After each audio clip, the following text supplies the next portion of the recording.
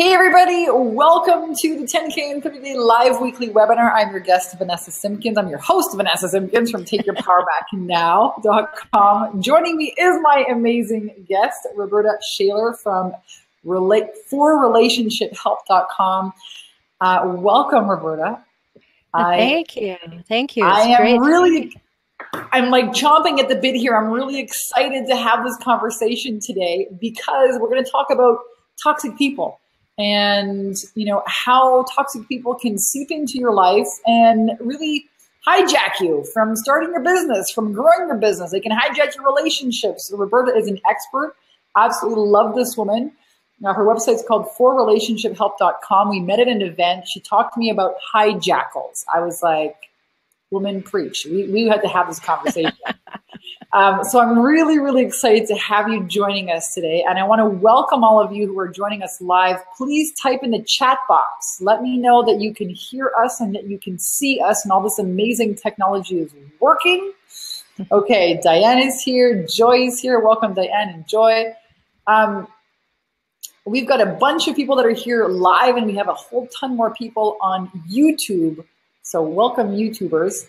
And Tiffany's here. Okay, awesome. We can hear you and see you. Rhoberta, the show is yours, my friend. We met at an event and we talked about this. Many of you already know my work, so I'm not going to talk a bunch about myself. You know, I wrote a book called Take Your Power Back Now, all about my healing journey with a narcissist. I was in this relationship for about 8 years, nearly killed me. I spent a year-long healing journey. That's the book. And my business was birthed out of that. And I help a lot of women with, you know, boundaries, with mindset. But before all of this business happened, I had to take my power back from a hijackal, okay? From this, you know, this insanity. So with that, Rhoberta, the floor is yours. Talk to us about, you know, who you are, how you came to do what you do, and all this good stuff. Oh, well, sure. I'm really happy to be here because all that you've written about and all that you're encouraging people to do is so important. I provide the background to the whys and hows and things from a psychological perspective because my doctorate is in psychology. So don't think that it's all book learning, though, because been there, done that, have the ugly, ugly video. So I know exactly what you went through. I went through it. I was raised by a hijackal. I had a hijackal mother. I had an extremely passive-aggressive father. My father came from a family of hijackals. They were all horrible, very difficult, very toxic people. And so I had to figure that all out because there wasn't a lot of help. In fact, almost none. And so fortunately, I could take my expertise and all that I had in the book learning department and the experiences that I've had with other people, the experiences that I had personally, and create programs to help people, first of all, recognize everything. That's the Seeing the Cycles program, then to learn how to handle hijackals, and then to come to a retreat in San Diego, spend time with me, and then we have a coaching program that follows. So that's for recovery and rediscovery of who you are once the hijackal's in the background. So hijackals, I'll tell you about the term. I don't like it that people go running to the Google goddess and they say, I'm having this problem with my partner. And then the Google goddess tells you all kinds of things about narcissists and borderlines and sociopaths and psychopaths. And so you decide you have one of those in your life. And when you decide that you have that in your life, it becomes all about the other person. And that's a problem. So I wanted a non-clinical term that would describe the traits, behaviors, and patterns and cycles of these people without getting into any psychological label. Because we're in relationship with them. So that means we've got things going on with them. There's a reason we were attracted to them. We were attracted by them. And we have to understand that it's a two-way street here. It's not all about, oh, that person with the label. So hijackals are people who hijack relationships, always for their own purposes. And then they relentlessly scavenge them for power, status, and control. Listen, my hair is on fire right now. Okay? I love this topic of conversation. It's so important. And when I'm listening to you, I'm like, check, check, check. Had a mother who was a hijackal. Check, passive aggressive father. Check, check, check. Was in these relationships with these hijackals that, right, just scavenge you for more power. Had a conversation with a good friend of mine 2 months ago. Husband cheated on her, narcissist. Had another conversation this morning with a woman who found out her partner's been cheating on her. Another narcissist, very high functioning. Oh, they are. Very successful. Most of them are.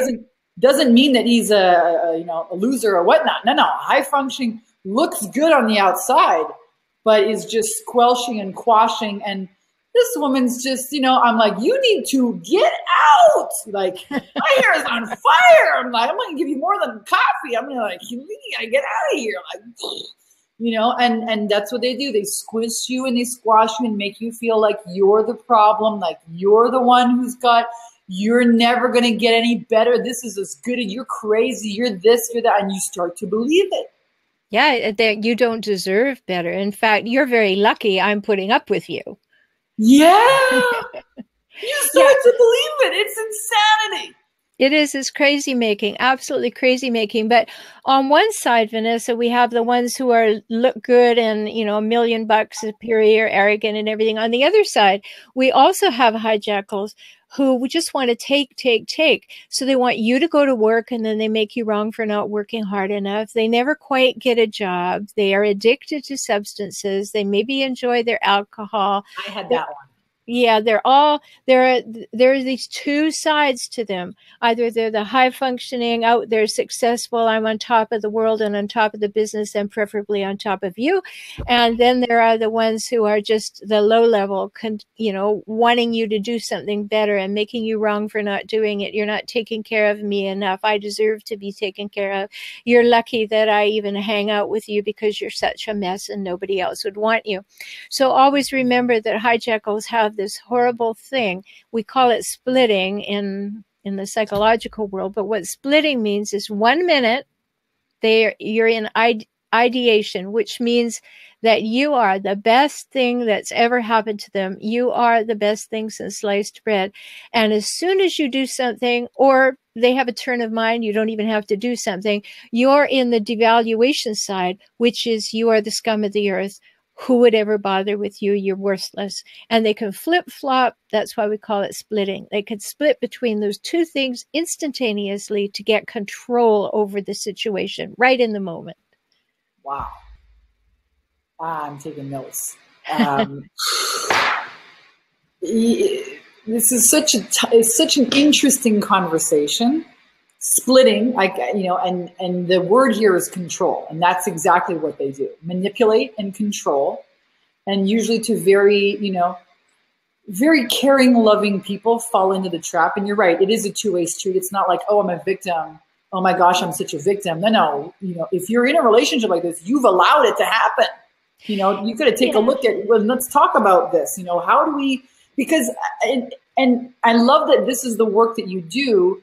Because a lot of women come to see me and they want to start businesses, but they have these massive, I call them energy leaks, which is a relationship. That's what I call it too. Okay. Or they're divorcing, or they're just, they're looking to get over this, or they have survived in some way in this fragmented, shattered self. And now you want to start a business. Well, all of those beliefs, all of those, who your identity, all of that's got to be remade. Right. And as a matter of fact, until I decided to really close for let's say the 6th or the 8th time that relationship, I was in and out. Every time you go back, you got to lie to everybody and everyone else, including yourself, more than it's not as crazy as you thought it was. And you get deeper entrenched. Okay. So the 8th time, finally, when I closed the door, that's when I actually had the space to have a business. There's no business. You have no time to have a business. You have taking care of somebody else. Oh, their emotional needs. You don't even exist. So this splitting gives so many words to this, experience that's almost untouchable, that no one's talking about, that a lot of people feel shame around, that no one can talk to their friends about. Yeah, it absolutely does. And what you're describing in the back and forth, I'm leaving you and going back, we call that hoovering. You've been sucked back into the relationship. And what I call it is being hooked on hope, Vanessa, because when you meet a hijackal, they present in this wonderful way, usually. So you can't believe that you've met your soulmate. They seem to have your number. They get you on every level.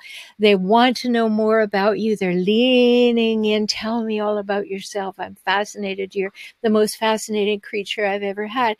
And what they're doing then is presenting something that you kind of get in a bubble. That's what you hope will always happen. So every time something nasty happens, you get hooked back on the hope.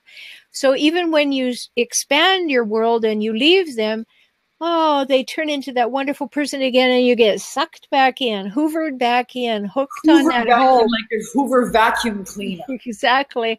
And you're hooked on that hope that, oh, maybe if I just am more loving, more kind, more compassionate, more patient, less demanding, then if I just make myself into that pretzel just a little bit more, then it'll all be fine. And let me tell you, it won't. And you are living proof. 7 times hoovered, 8 times leaving. That's the magic. Make sure that you have more times that you leave than you stay, because it's really important. And I don't want to make light of this leaving business, because if you have children, there are so many considerations, and the age of the children is really important. So, when I'm helping people walk through this, first of all, I tell people, don't leave unless there's physical or sexual abuse happening. First of all, let's do the work. Let's find out what's really going on, help you understand who you are, what you want, what kind of mindset shift that you need. Why are you putting up with this behavior? And it's not that you're a bad person. It's that you have learned this from when you were little. That's really the key right there. Yeah, because as you were saying, Vanessa, you had a hijackal parent. I had a hijackal parent. That makes us into hijackal bait. Yeah. Just the subconscious conditioning of all that we saw and heard about ourselves and about how relationships work subconsciously makes us into hijackal bait. And hijackals can smell it a mile away. They have radar for that. So they will zoom in on someone that they think that they can control. They think that they can really charm and manipulate into believing their hope story. And so people who have had that in their background, all set up for it. Such a hope story that I bought into. If you're just joining us, welcome. We're talking about toxic people. We're talking about hijackals. Joining me is my amazing guest, Rhoberta Shaler. Her website's called forrelationshiphelp.com. And that's exactly what it was, a story about a guy who had nearly killed himself and came back to life, and he was on his men back, and I got sucked right into that. I think sucked in the story that one day he could be so great. Yeah, with my help. I mean, if only he had a woman who loved him and supported him and cheered him on, then he would have that, because he didn't have it when he was a little boy. And you can just clearly see that if you nurture him and nourish him and give him the benefit of all your learning. And then maybe if I just twirl myself into more of a pretzel, that's exactly what it is. Maybe it will work. Oh, it might be my fault. So what are some of the steps? Like, what do you do if you find yourself in a relationship with a jackal or a hijackal, or, whether you call them a sociopath or a narcissist or a, name the freaking name? What do you do? What are the first steps to, do you create an exit strategy? What happens here? The first thing is that you have to do your own work. Unless there's physical or sexual abuse, do your own work, because you're in a petri dish. You're in a place where you can learn while you're in that relationship.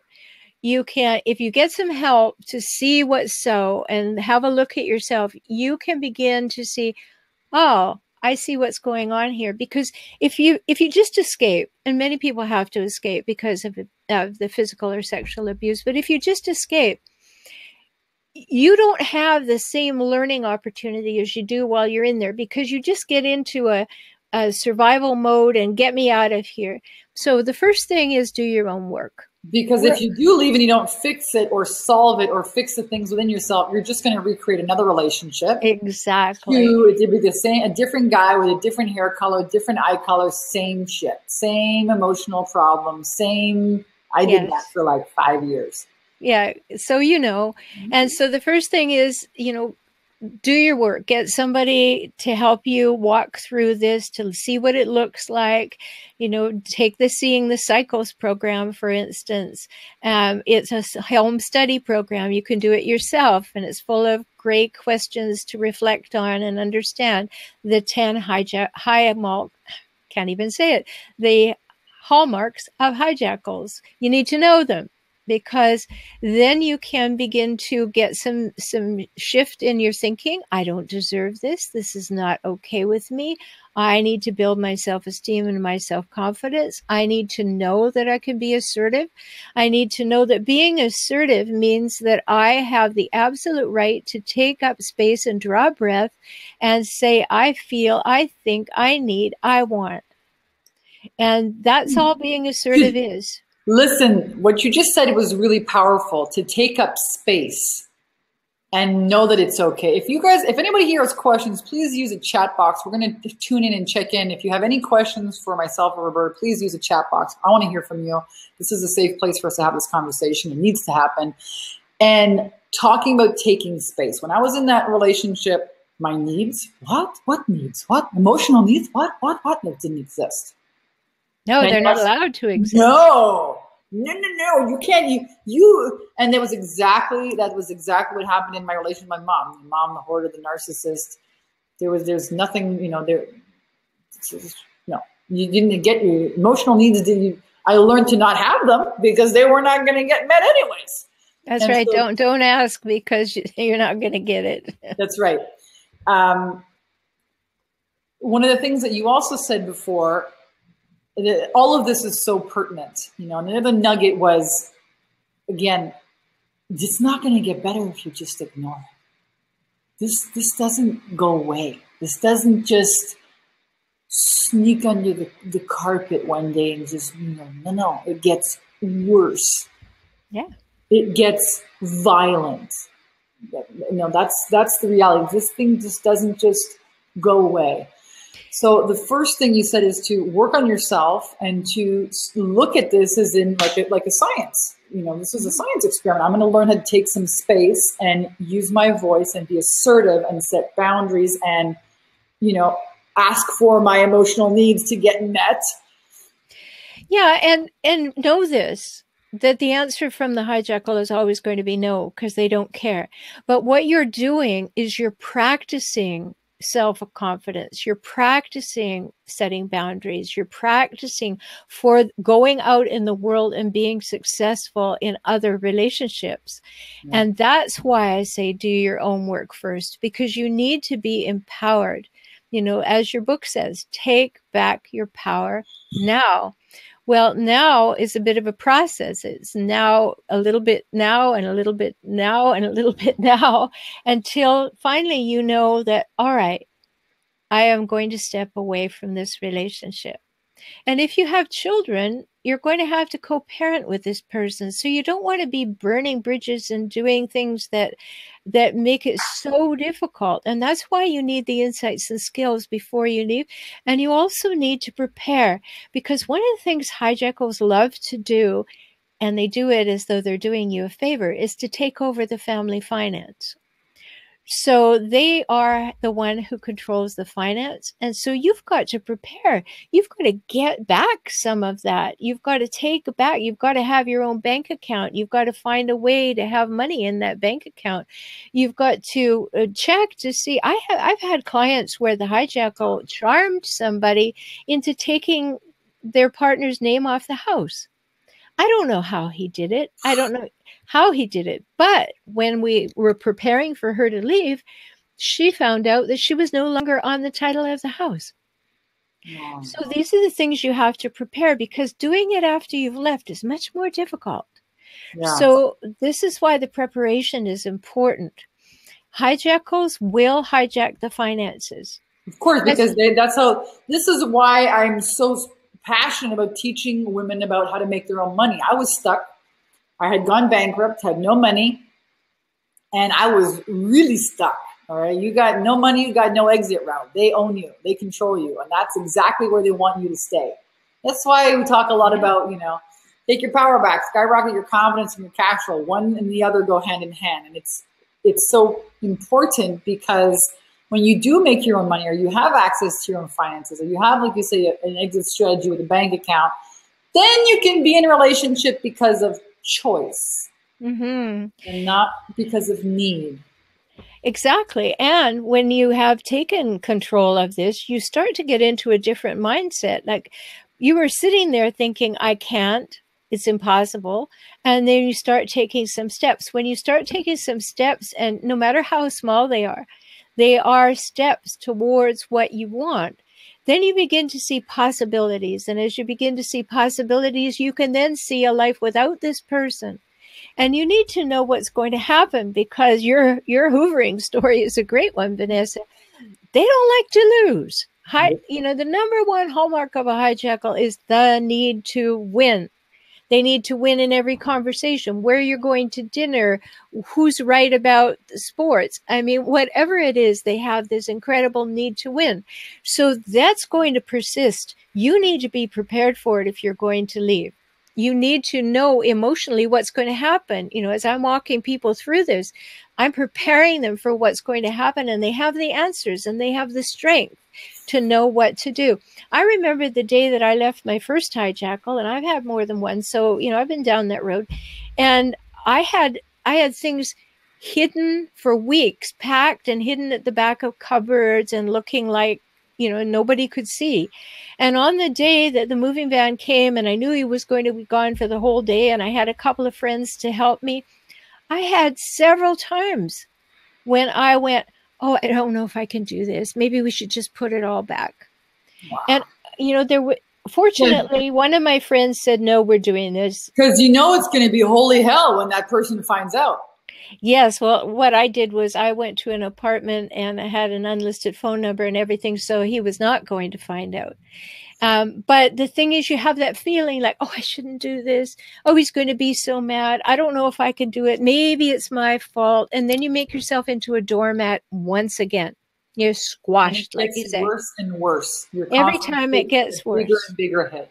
Yeah. So you need to work on yourself. You need to do the preparation. Then you need to have an exit plan. An exit strategy. And what you talked about is very true, that, there's a process of like, come to terms and come to grips, man. This is not getting better. And I think that for me, that was a couple of year-long process where I thought, oh my God, he's going to be the one I spend the rest of my life with. Yeah. Oh God, that whole dream has to go out the window. Like, that's not happening. Not unless you be controlled for the rest of your freaking life. No, and hijackals do this other thing. They cull you from the herd, and then they try to turn your family and friends into their family and friends and turn them against you. So that you don't have any access to them. In our case, I could never go and see my friends. Are you kidding me? Exactly. Turn me against my friends. They were bad. They were this. And the only person you can rely on is them. Exactly. That's what they do. They want ultimate power over you. They're the one that's right. They're in control of you, and they don't want anyone influencing you. So they will go to your family and they will tell stories about you to the family that make you the bad person. And they'll say, I think she needs help. I think she's going a bit off the rails, and here's why I think that. So be gentle with her. But, for that reason, I'm going to keep her at home. It's like a sci-fi movie. Yeah. So if she calls you, just be gentle and tell her to talk to me. Okay. And so they do that, right? They do that. And it's a horrible thing, because then you feel isolated and alone. Your support system is gone. Yeah. And so you've got to build one. You're alone. That was my biggest, oh shit. When I left with that, that's what it was. It was a big oh shit, because I had moved north of the city, away from all my friends and family. I lived in the woods. The only people that it was kind of safe to connect with was him and his family. When I left him, I left a family. I mean, they were like, even though he was nuts, his family was actually pretty, I really liked them. They were actually really cool, He was nuts. well, there was more nuts going on in the family, but it was a lot more less nuts than my family. That way. So I was really alone. I had to build a whole new community, meet a whole new set of friends, and I was really alone. Mm-hmm. And I think a lot of women, and listen, there's men who have hijackal relationships. The woman is the hijackal. Okay, my ex-husband had one of those. Well, sorry, my husband, his ex-wife was one of those. Yeah, let me just say something about that from a psychological perspective. It's equal. There are as many men as women that are hijackals. And that's why I don't like the psychological terms for these people, because unless they've gone, which they won't, and got a diagnosis, you don't really know where they fall. And when we just keep saying somebody's a narcissist, maybe they are, maybe they aren't. Maybe they present many of the sides of a narcissist, but maybe they're not. Maybe they're what we call a narcopath. You don't know. So if there's no clinical diagnosis, use the term hijackals, because all hijackals drink from the same pool of traits, no matter what the psychological label is. And you need to know how to see those and what to do about them. So let's take a look. Let's make a list. What are those? What are the freaking signposts that, boom, you're dealing with a hijackal? And this is not just somebody who's on the mend and is going through a little bit of a broken time. And if you give them time, they're going to get better. And how if I just give another chance? Another chance? Oh, the poor thing. The poor thing had such a hard time. Okay, I'll give you some. First of all, the need to win, absolutely number one. Then, if you've got somebody who's erupting or crying, it's out of proportion emotions, mismanaged emotions. Yeah. I know hijackals that can cry on cue, right? They'll get you in a heartbeat. To get you back, tears. Others distance themselves, they get furious with you, and then they give you the silent treatment. But out of proportion emotions, those things can happen because you didn't put the right thing on their dinner plate. It's not like it's a major thing. It's something small, and they will be out of proportion.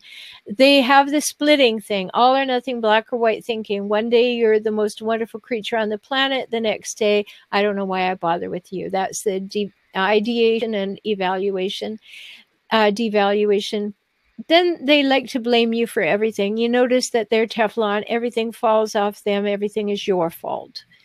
Somehow, everything is your fault. They will also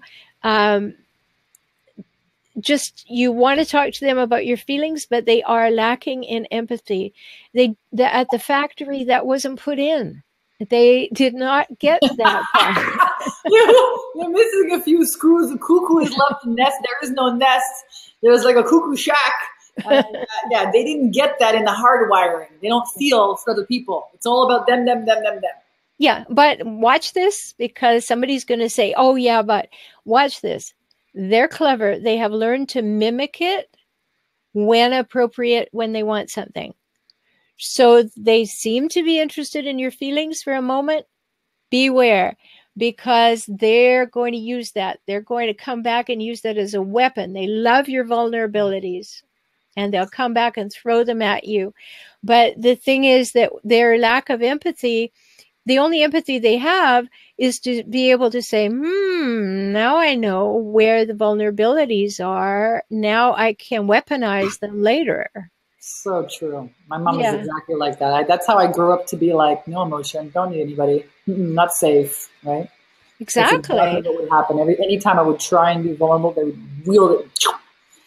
Or the other side, Vanessa, which is, please, please, please love me. Please love me. I need somebody to love me. So you either go into shutdown. This is the way I talk about it. You either become Velcro, and everything sticks to you with an I need you, I'm unworthy, I'm so glad you bother with me. Or you become Teflon. Everything slips off you. I'm not going to let anything bother me. So other things that we need to know about hijackals, they have no sense of responsibility. That's the most infuriating thing ever, because they make an agreement with you, they make a promise with you, and then you ask them to fulfill it, and they say, I never did that, I would never agree to that, and what's wrong with you? Yeah. Why would you think that? That makes you crazy. Oh, absolutely, because we see it on the television every day. Somebody says something, then the media says, All right, you said this. What about this? And the person says, I never said that. It's happening in our world right now, a whole lot of that. Another thing about hijackals is they tend to be always negative. They're looking for the downside potential of everything. And so getting them into a place that has any hope in it is almost impossible. Then two other things about hijackals. They love, love, love to keep you in uncertainty and ambiguity. Like, if never give you a straight answer, or they'll say something, you'll say, let's go to the Cirque du Soleil. And they'll say, oh, that sounds like a really interesting thing to do. So vague. But what we as women tend to do is to take that as plan. So we'll do that with non-hijackals. If somebody says, yeah, that sounds interesting, we take that as a plan. We don't have a commitment, but we take that as a plan. So hijackals play on that. They want to keep things vague and uncertain. And the last one is incredulity. Bless you. Incredulity is like this. Somebody does or says something, and your internal, you may keep a straight face, but inside you're going, who does that? Who says something like that? Yeah. Who would ever dare to do that? And so immediately we start to justify and rationalize and make excuses for it. And that's where we fall down. Because justify and making excuses. Yeah. And rationalize it. Like, oh, they're having a bad day. Or, oh, they had a bad childhood. Or, oh, they're having a bad life. Poor baby. And then we don't take into account the fact that we're horrified by that behavior. Yeah. You know, our visceral response was, yeah, how awful. And why don't we say this? Why don't we voice this? So Shanna's got a question. She says, hey, Rhoberta, my son is 26 years old. He has a lot of these traits, as does my husband, his father. Is there any hope for them to do life differently? Thanks, ladies. Great question. Well, Shannon, it is a good question. And I'm sorry to tell you that there isn't much you can do to change either of them. You already know you can't change your husband, but you can be the balancing influence in your son's life. You demonstrate what it is to be you, to be assertive, to be honest, and to not feel any blame or shame that you will allow him to put on you. Do not allow him to be dismissive to you. Speak up and set your boundaries. You have to be the balancing model. Now, when we have a hijackal partner and we have children, unfortunately, they're either going to be towards the end of becoming hijackals or they're going to be hijackal baked. Sounds like your son has emulated his father, which is quite likely that the same-sex child will emulate the same-sex parent, but they'll have an emotional bond to the other. This is not uncommon. So just be that balancing influence. Don't make him wrong for behaving the way he is. Simply say, I need to be treated this way, or what I found works is this, and give him examples. So at least you're setting something in front of him that gives him options without giving him directions. Great answer. Rhoberta, you're the expert in here. I mean, this conversation could go for 3 days and we could dig up more things. And really, I want to have more of this conversation. And I know that you want to talk to us also about a program that you have, which I'm just getting some more questions in here. Twyla says, I've been trapped in that situation, moment of having visceral reaction to what was said, then go into rationalizing excuse mode. I really want to know what I can do in the moment so I don't override my gut feeling. How do you address it in the moment? Oh, great question, Twyla, because that's what keeps you stuck. You know, you can't turn it in the moment. So you have to prepare. Have some replacement thoughts. Like when you find yourself justifying, just take a moment and take a deep breath and say, what do I want as a result of this exchange? Just ask yourself that question. Don't be quick to speak in this situation. Just step back. What do I want the result to be? Well, I don't want the result to be me rationalizing it. I want to give voice to, this is what I see. This is what I feel. And you just lay that. You know, in my book, Kaizen for Couples, that's the red book behind me, and it's available at Amazon. as most of my books are. I've written 16 books. Several of them are ebooks, but most of them are in print. So in there, I give the second most important thing that I can teach anyone.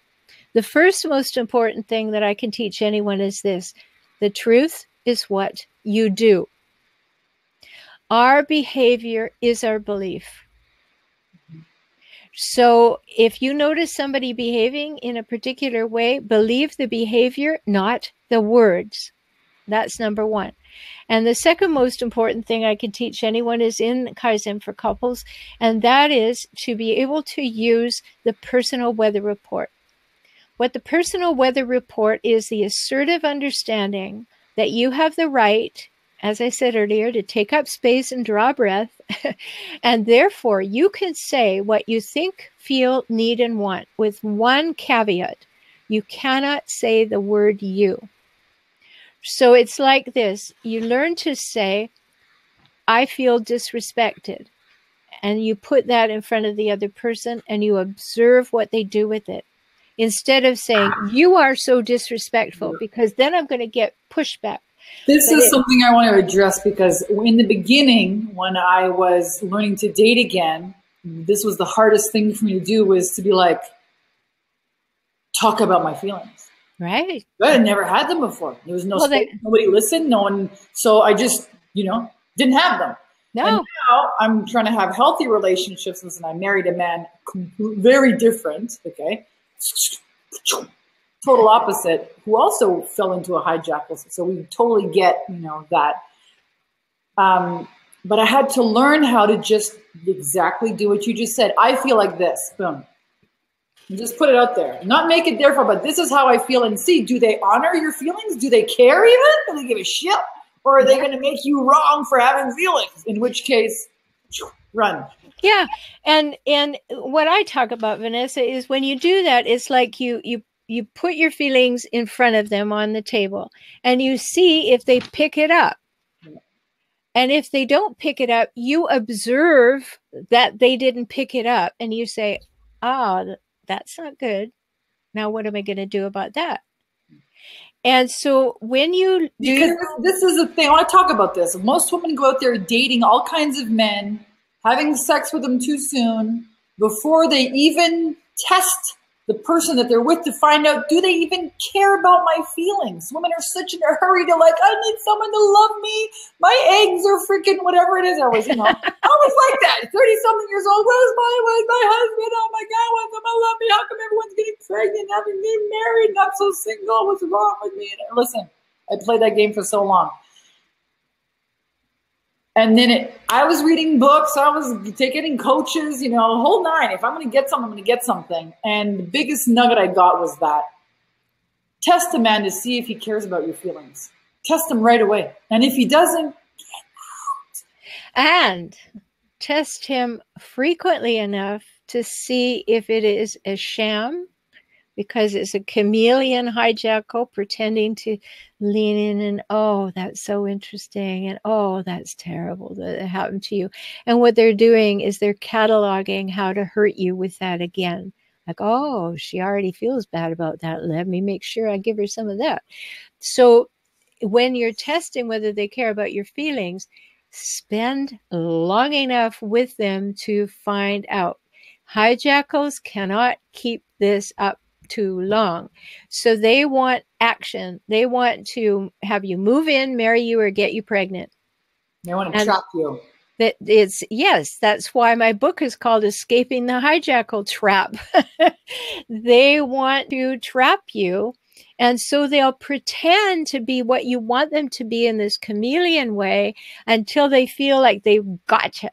And when they gotcha, they will then start, many of them slowly, but some of them quite quickly, to start treating you in a way that discards you, dismisses you, demeans you, degrades you. And you're going, but he loves me. Oh, he loves me. But I was so in love with him, and I thought I was going to spend the rest of, or her, spend the rest of my life with this person, stick your head in the sand, do nothing. Marissa says, and there's more here, so I want to get through some of these questions. The same for my son, sees some of these traits in his father. I talk to him a lot and explain to him that these kinds of behaviors are not right. What else can I do? she's also, in addition, some of my girls, I don't want them, to fall for men with these behaviors. Oh, yeah. Well, how old are your girls? Yeah, let's talk about that. And at the same time, while we're having this conversation, Rhoberta, I know that you have a program that can help people deal with these toxic relationships. Why don't you talk to us a little bit about that? Okay, I have 3 programs, but the one that you start with is called Seeing the Cycles, recognizing hijackal traits, patterns, and cycles. Because first of all, you have to really get it. Like what you thought was something is not that. It is something else. And you don't ever see these things all at once. They just irritate you here and there and wear you down and tear you down. So this program is a self-study program. It goes through the 10 hallmarks of hijackals. It takes you through exercises. It's full of articles that I've written about these things. It's a video program. So there are 10, 11, 12 videos in there. It's all there for you. And it includes every Friday, I have an Ask Me Anything call. It's $29 and you can sign in the day before to be on the call. So the Seeing the Cycles includes 2 Ask Me Anything calls in the price. So they're kind of bonuses. The program is $197 and you're going to get the foundation that you really need that allows you to go, wow, no, I wasn't crazy. They're really doing that. Yeah. And that, and that. And that's beginning of awareness to see it all in one place, all at one time. And it has questions. It's called Self-Study Personal Reflection Questions on every hijackal hallmark. So that I'm taking you deeper into what you need to think about, what you need to remember, what you need to dredge up, because you need to go, wow, this has been going on for a long time. Yeah. And so that's what the program is for. It's self-study. You take it at your own pace, and you get the 2 Ask Me Anything calls on any Fridays that you want to use the 2 coupons that you get in there for them. Awesome. And this is a great place to start. After that, you can move on to handling hijackals, what you need to know about to know and do to save your sanity with hijackals. And then when you're ready, you can come to my retreat, my Recovery and Rediscovery of Yourself retreat in San Diego. And that's followed by an 8-week small group coaching program. So I'll help you go from seeing what's up to never having it again. I love that.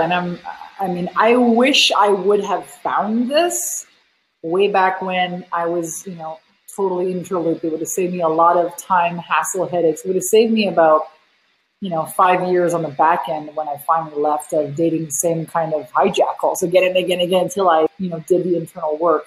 I'm posting a link to Rhoberta's program right here in our chat, Seeing the Cycles. You click that link, it'll take you to her page where you can get it. And thank you for making this so affordable. It's $197.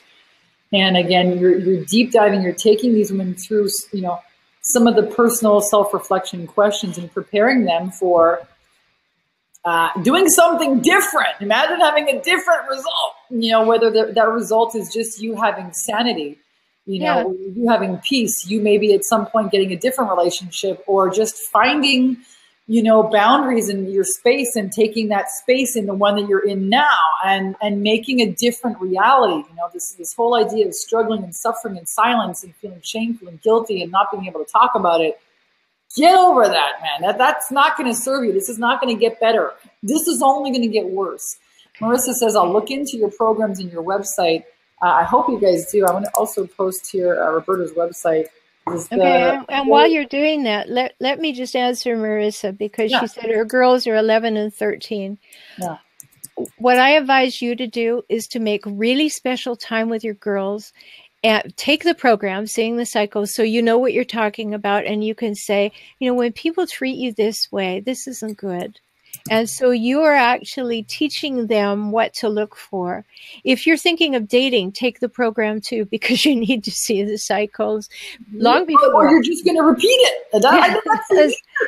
That's right. And girls at 11 and 13, very impressionable. They want the approval of the opposite sex parent, and they want the bonding with you. So use that for bonding in a very informal way, like, wow, you know, it really feels bad when I say something and always the other person says, you're not right. Doesn't that feel bad to you? And you have a conversation with your girls about that. Like, what would you do if somebody always did that to you? Or what if somebody always told you that another person was bad and awful and you knew that they weren't? What do you do in that situation? You make something up. Say that you saw it on the television. Like I saw these two girls, and one of them was always telling the partner of the other that, you know, it was terrible and ugly and awful and horrible things about it. And I knew that they weren't true. Kids What? aren't stupid. They are picking this up. Okay, my Oh, husband, he fought long and hard with himself to leave because he never wanted to break up his family. All right, but that was going on, you know. And the kids, they're not stupid. They said, like, we're so happy, you know, Dad, that you have this new, you know, you have Vanessa, and she's with, you know, somebody else. They see their parents happy, you know what I mean, or whatever that, I don't know what it looks like on that end, but you know, that's much better than showing them the same, you know, because they're going to go out and think that that's normal. well, that's all they've known. And here's a really key piece, Vanessa, for children. Remember that children are born with an undeveloped brain. And so their brain grows until they're 25. So they're picking up things differently all the way along that. Like there's a real pivot point where Marissa's girls are, because they're beginning to individuate. That's what we call it. They want to be their own person. They want to be different than mom and dad, and then taking a stand and, you know, no, they say to you.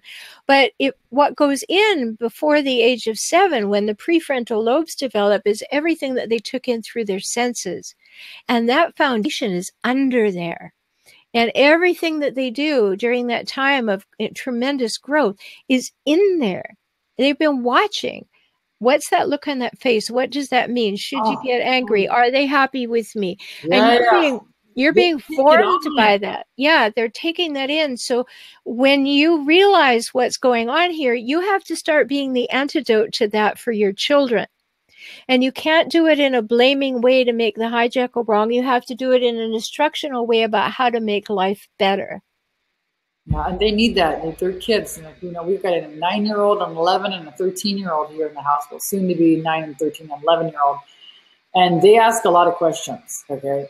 And Alex explains things very, you know, to me, when I first got together with him, I was like, man, this is just a very simple thing. Like, you know, you should, but I think these are kids. They need to be told very simply and directly this, you know? What they can understand from the level of brain development. Yeah. You know, we have a tendency, you know, there's that old story about the woman driving her kids home from school, and one of them said, you know, where do baby elephants come from? And the mother said, oh, no, we've got to have the birds and bees conversation. It's too early. So the mother goes into all of that, and the child says, oh, I know all that, but I wanted to know which country. See? Right. So the level that a child asks a question on is the level we have to give the answer to that they can comprehend and understand. And so it's very important that we're working on a feeling level with young children and get more and more factual as they get older.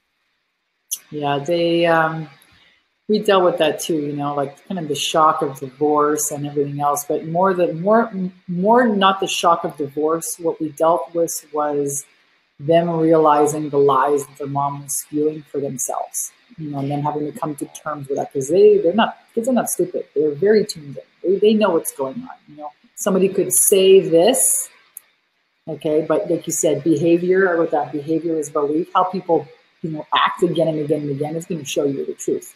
They can talk a good game, but actions speak louder than words. And anyways,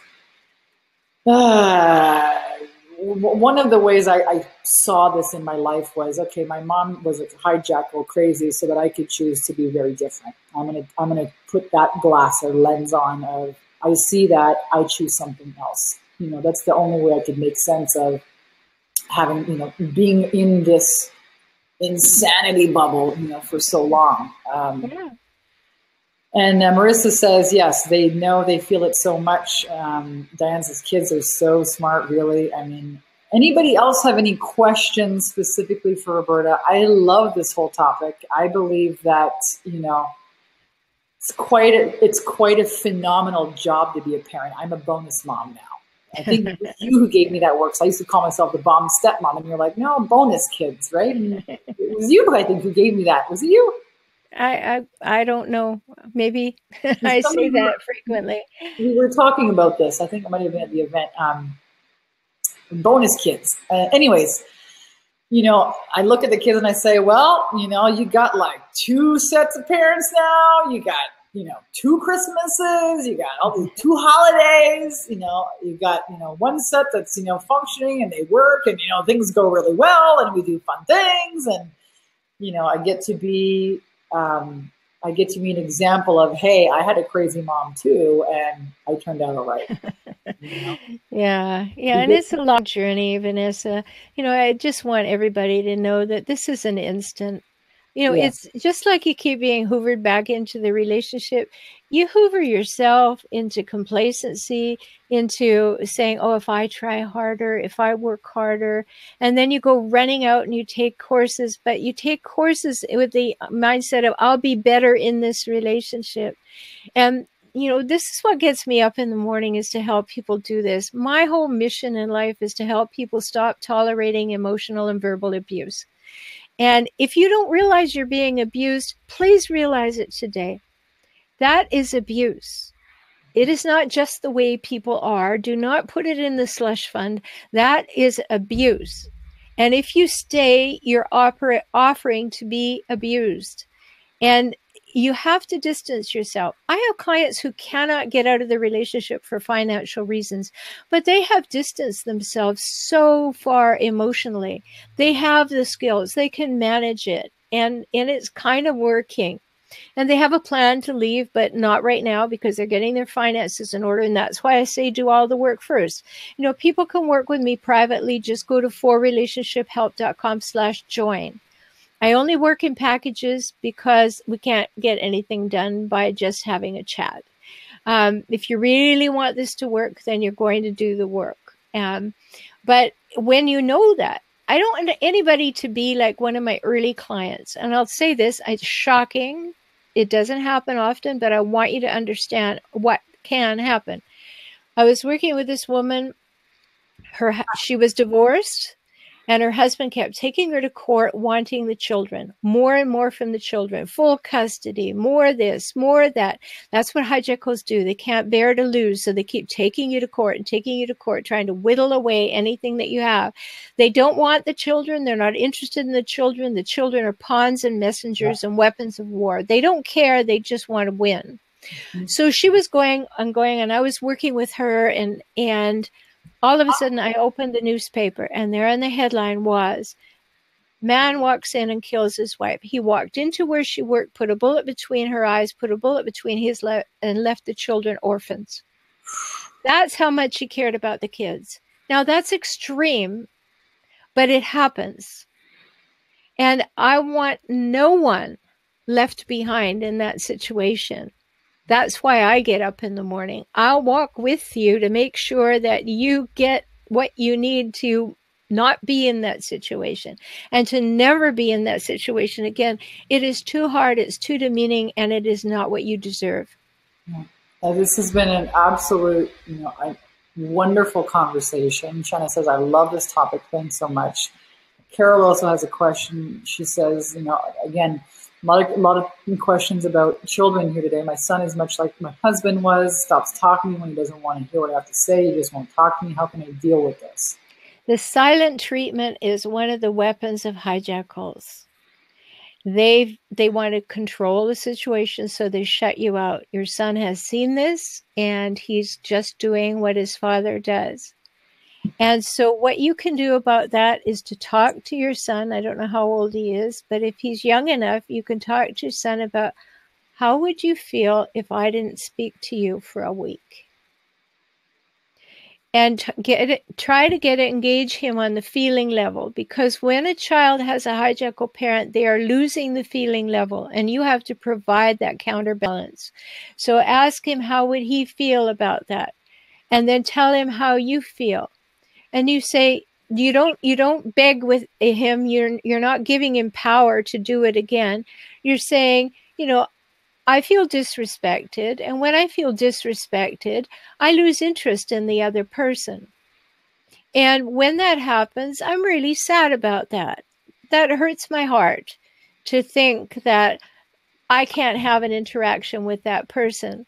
But if they do that, and they're just telling me who they are, they're telling me that they're harsh and they're difficult and they're trying to control me, and I don't allow that. So you have to talk to people, to your children on that level, to let them know how it feels without giving them the power to do it to you again on purpose, because they'll make you feel bad. You have to give them what the consequence is of that silent treatment. Yeah, well said. And again, I suggest taking a look at Rhoberta's work. Seeing the Cycles, her program or course here is available. I'm going to also put the link again inside the chat here. And I hope everyone, I hope you take a look at her website. She's just a wealth of information. Vanessa, let me say one thing too. Yeah. There's a free ebook at hijackals.com, and it's called How to Spot a Hijackal. So at a minimum, go and get the free ebook, and that will allow you to get my weekly tips for relationships, which are all about dealing with hijackals. But it's free at hijackals.com. And you spell that hijackals.com. I'm going to put that here in the link as well. Hijackals.com. Oh, no, it doesn't have it. Doesn't have a G or an H. Hold on. It's just Hijack ALS. You're welcome, Carol. I'm glad it's been helpful. Hijack ALS? Yeah. Like this? Like that. Okay. hijackals.com. Wow. An amazing conversation. Yeah. We may have you come back over here again, Rhoberta, and have another one of these. I thoroughly enjoy this. I thank you from the bottom of my heart for the work that you're doing. It is so powerful. Again, this is really empowerment. This is teaching empowerment. This is the how of, becoming empowered, taking a stand, speaking your voice, knowing thyself. How am I contributing to this mess, to this? And like we talked about all day here, it comes from learning. No one would knowingly sabotage themselves, but by not standing up and by not taking care of this, that's exactly what you're doing. Exactly. So knowledge is power, and I love that. I love that I got to be a part of this powerful conversation today. I want to thank you particularly, Rhoberta. Thank you so much again for sharing your wisdom. And thank you, everyone here, for joining today. Diane and Marissa says thank you, about Amazing Women. Thank you, everyone who's watching this live on YouTube or maybe watching the replay. And again, I recommend that you take a look, go to Rhoberta's website. She's got hijackals.com, and the other website's called for relationshiphelp.com. And of course, she's got the program here called Seeing the Cycles. You click the link here inside chat box, you'll get access to that. And just wonderful resources again, Rhoberta. Thank you so much for being here. Any last words that you have for people? Well, yes, I do. I mean, remember that you matter. You matter, and you have to treat yourself as though you do and not let anyone else treat you as though you don't. So make that your mantra when you get up in the morning. I matter. How am I going to demonstrate that today and make sure that other people are aware and treat me well? Love it. Words of wisdom. I matter. So true. New concept of yourself. Rhoberta, thank you. And everyone, thank you for joining us. Again, my name is Vanessa Simpkins, and sometimes we do these live weekly webinars with fabulous guests, and I hope you join us on the next one. Again, thank you, Rhoberta, and thank you, everyone, for joining. Thank you, Vanessa. Bye. Bye.